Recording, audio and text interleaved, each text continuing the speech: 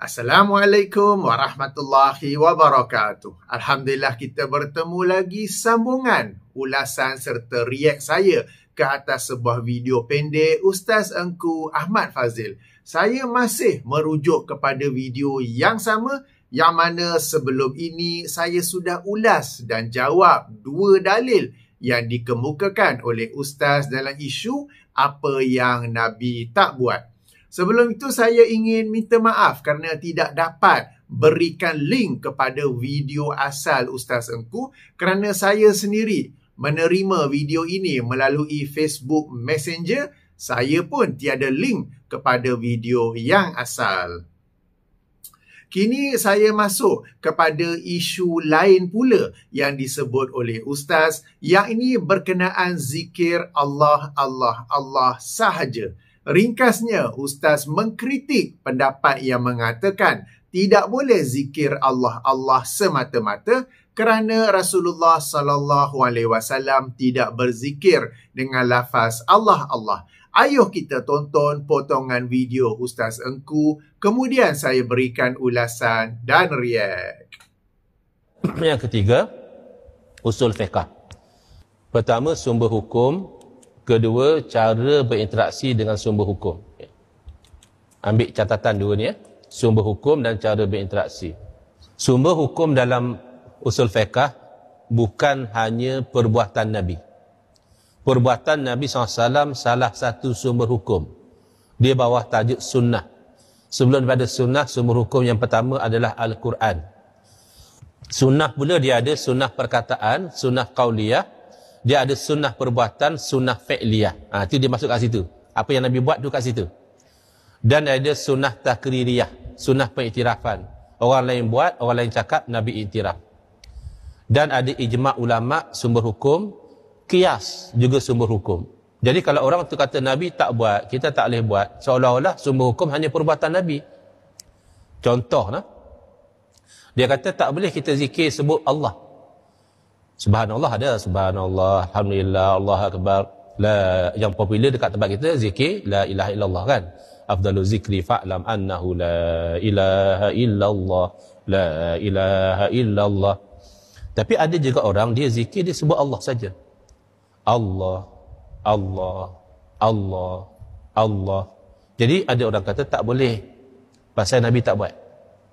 Ini keliru. Pertama, orang zikir Allah, Allah dia beramal dengan ayat Quran. Allah berfirman, wazkurullaha zikran katsira. Hendaklah kamu sebut Allah dengan sebutan yang banyak.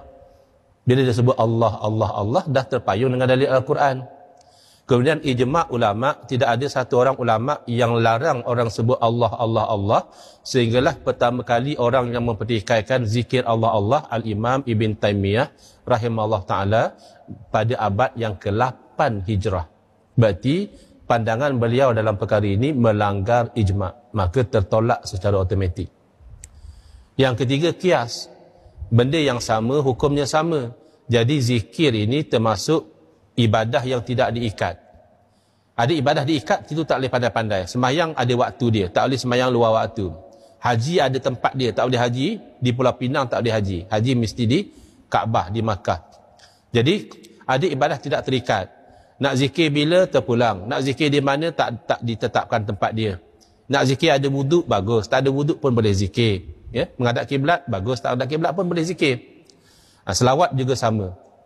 Jadi zikir dengan subhanallah boleh, alhamdulillah boleh, Allah akbar boleh, zikir dengan Allah, Allah juga boleh. Bahkan kalau kita pergi pada sunnah, sunnah bukan hanya perbuatan. Sunnah menakumi juga perkataan. Nabi SAW pernah berpesan pada satu orang bahawa tidak putus-putus lidah kamu itu basah dengan menyebut Allah. Nabi pesan macam itu. Jadi ini sumber hukum semua ni. Jadi silap kalau dia kata, oh tak boleh sebut Allah, Allah sebab Nabi tak buat, itu kesilapan yang besar. Kalau usul fiqh dapat A, makna gagal faham. Ya? Sebab bukan begitu usul fiqh. Baik. Ulasan pertama, Ustaz mengemukakan dalil daripada ayat 41 surah Al-Ahzab, surah yang ke-33 sebagai dalil bolehnya berzikir Allah, Allah. Saya berkata di sini terdapat garis pemisah yang jelas antara pencinta sunnah dan pencinta bid'ah. Bagi pencinta sunnah, apabila terdapat sesuatu perintah atau anjuran ibadah dalam Al-Quran, kami akan merujuk kepada sunnah Rasulullah sallallahu alaihi wasallam tentang bagaimanakah melaksanakan ibadah tersebut. Contohnya, dalam Al-Quran terdapat perintah untuk mendirikan solat, mengeluarkan zakat, berpuasa dalam bulan Ramadan dan menyempurnakan haji serta umrah. Bagaimanakah pelaksanaan solat, zakat, puasa, haji dan umrah tersebut? Kami menahan diri daripada membuat-buat cara ibadah yang tersendiri. Sebaliknya, kami mencari bagaimanakah Rasulullah sallallahu alaihi wasallam mengajar atau mencontohkannya atau mempraktikkannya. Demikian jugalah dengan ayat-ayat Al-Quran yang menyuruh kita banyak berzikir kepada Allah Subhanahu wa taala. Apakah lafaz zikir tersebut? Dengan lafaz apakah Allah Subhanahu wa taala mahu dirinya diingati? Bagaimanakah dilafazkan pula zikir tersebut? Maka kami, para pencinta sunnah, tidak membuat-buat lafaz zikir tersendiri. Sebaliknya, merujuk kepada lafaz-lafaz yang diajar oleh Rasulullah sallallahu alaihi wasallam atau dipraktikkan sendiri oleh Rasulullah sallallahu alaihi wasallam.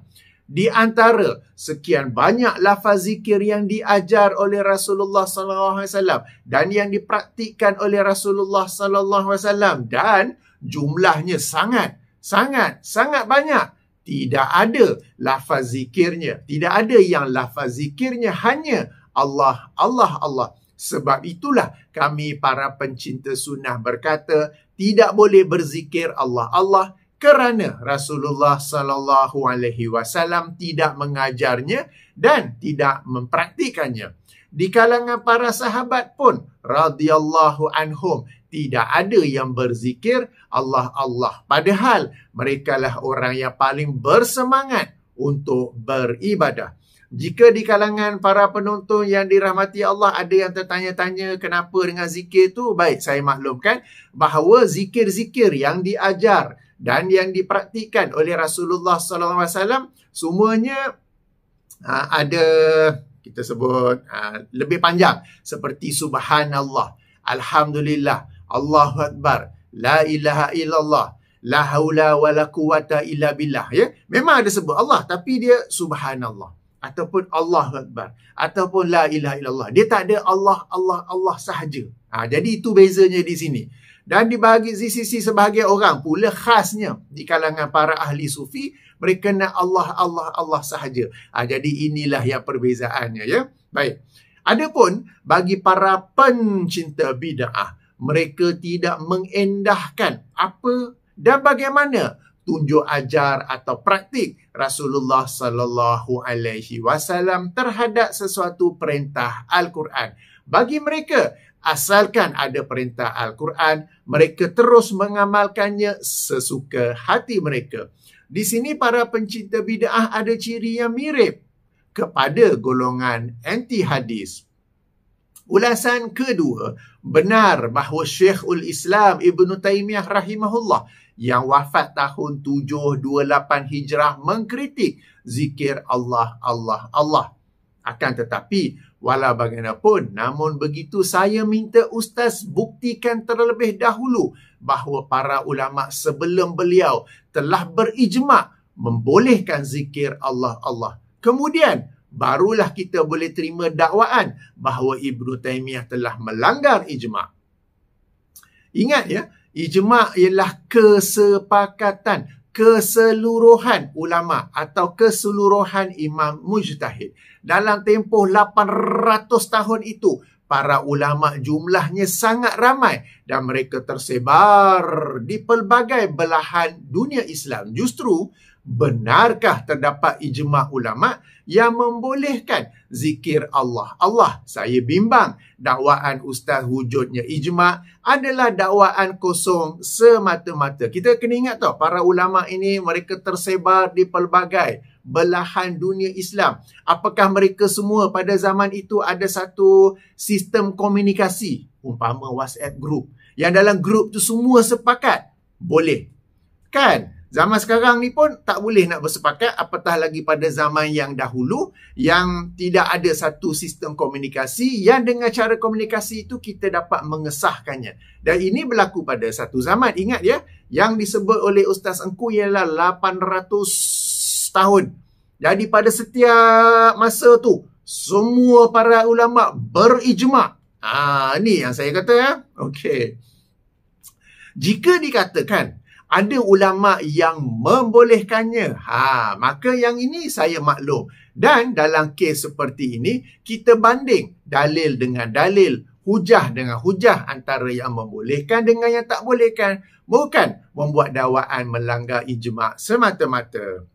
Kepada segelintir penonton yang IQ hampir tiada atau ke bawah sana, bezakan bahawa saya bukan menolak ijma', tetapi mempersoalkan benarkah wujud ijma' dalam isu zikir Allah, Allah, Allah sahaja. Ulasan ketiga, Ustaz berkata zikir adalah ibadah yang tidak diikat. Saya berkata salah.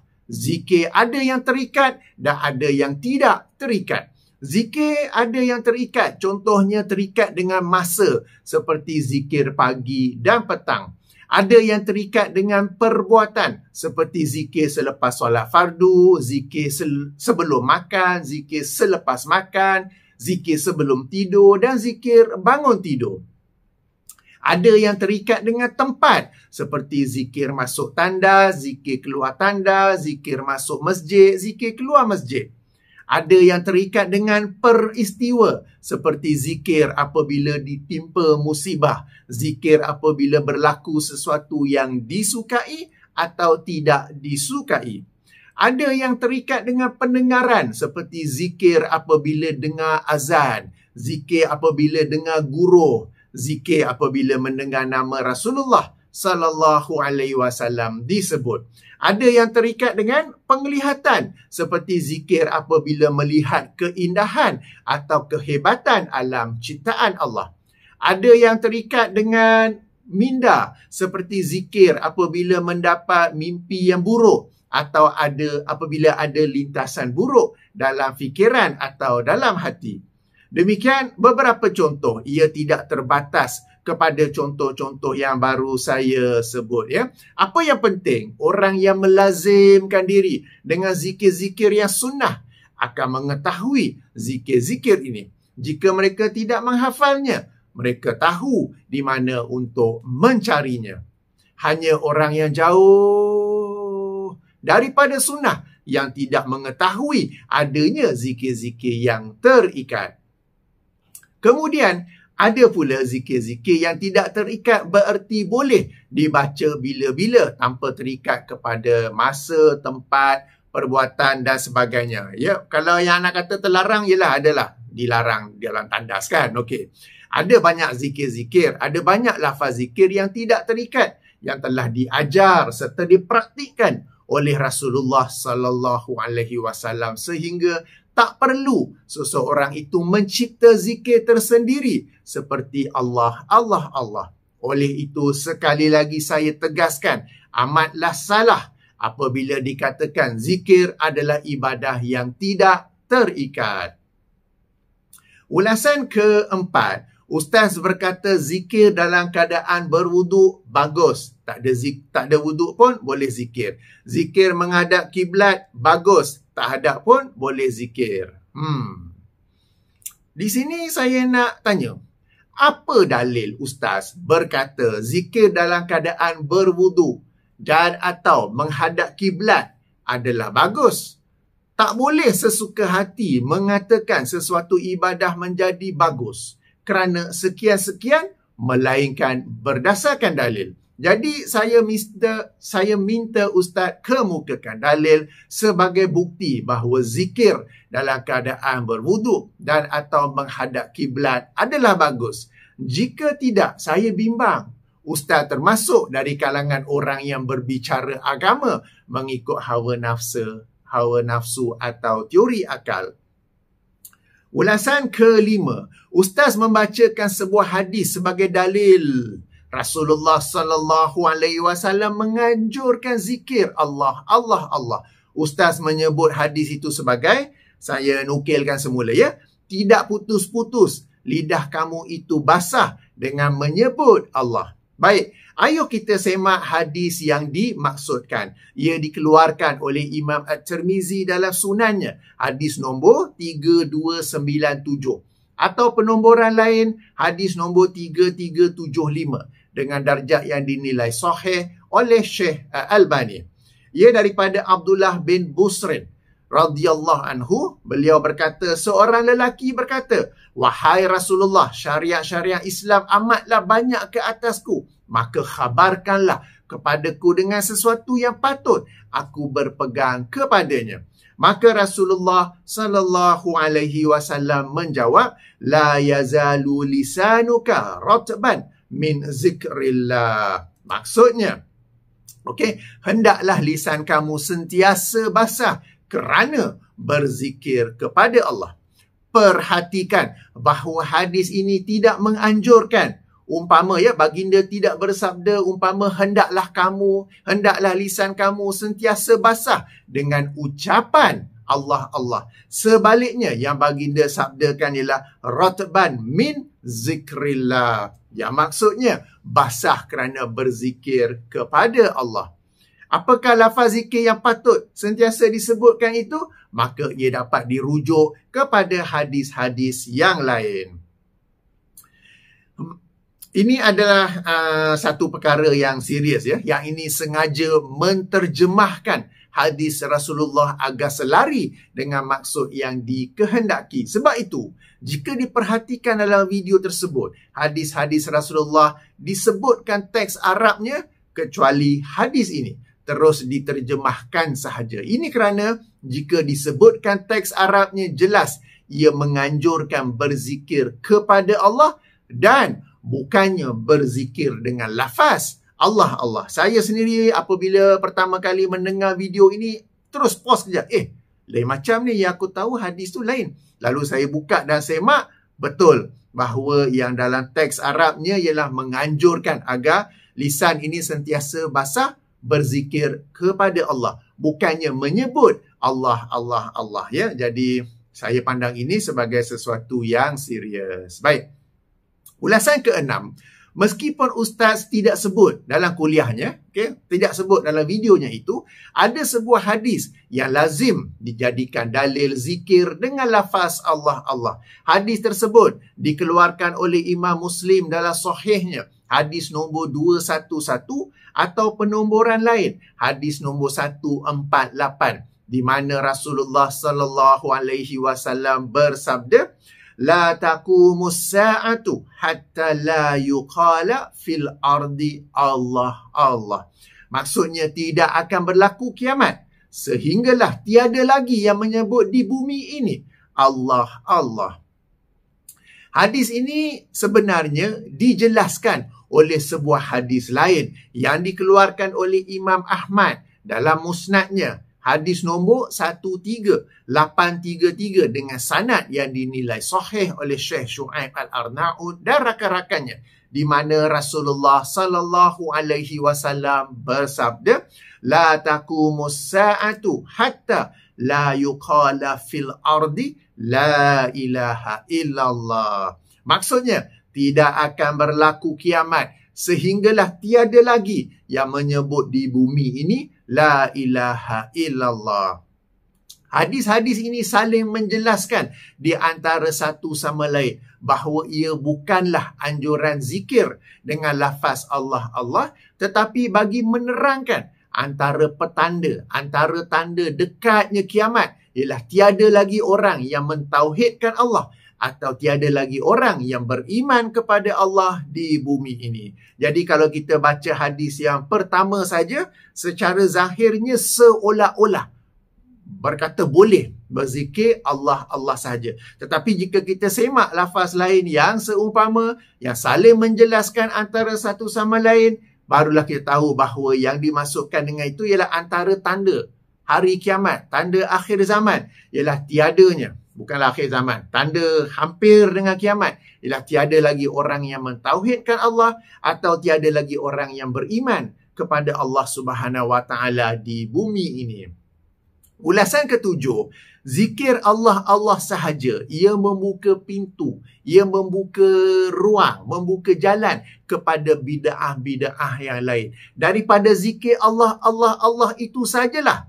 Kemudian diringkaskan pula menjadi atau hu. Sebab Allahu kan hu. Dari mula-mula zikir tu panjang kan? Taklah panjang. Subhanallah, Alhamdulillah, Allah Akbar kan? Dipendekkan jadi Allah. Kemudian dipendekkan lagi jadi hu. Dan sebagaimana yang kita maklum yang dilakukan oleh sebahagian ya. Dan tentang zikir hu saya ada 2 video berasingan yang khusus telah menjawab hujah-hujah dan dalil-dalil yang mereka gunakan untuk menjustifikasikan zikir sedemikian ya. Jadi sebagaimana yang saya sebut dalam video sebelum ini, bid'ah ni cirinya kecil dan ia akan bermula secara kecil-kecilan. Kemudian ia mengembang dan membesar kan. Jadi daripada awal lagi kita kena hentikan. Kan? Jadi sekarang ni Allah dia lepas tu jadi ataupun hu. Saya pun tak tahulah. Mereka ni nak berzikir, tapi nak sebut nama Allah pun punya malas. Mereka kata itu kerana sedang khusyuk, mabuk dalam berzikir. Orang berzikir dapat mencapai ketenangan, kelapangan. Mereka pula menjadi mabuk sampai begitu kan. Okey. Jadi ini yang lain lah, bukanlah yang Ustaz Engku sebut. Okey. Baik, demikianlah. Okay. Demikianlah ulasan serta react saya ya. InsyaAllah kita bersambung lagi. Meskipun Ustaz menjawab soalan apa yang Nabi tak buat selama video tu lebih kurang 8 minit. Apabila saya semak secara terperinci, ditemui banyak yang perlu diulas. Sebab itulah saya membahagikan ulasan atau react kepada beberapa video berasingan. Kerana jika hendak dibuat satu video react semuanya itu, ia akan menjadi terlalu panjang pula ya. InsyaAllah kita jumpa lagi. Sementara itu, saya akhiri dengan subhanakallahumma wa bihamdika asyhadu an la ilaha illa anta astaghfiruka wa atubu ilaika. Assalamualaikum warahmatullahi wabarakatuh.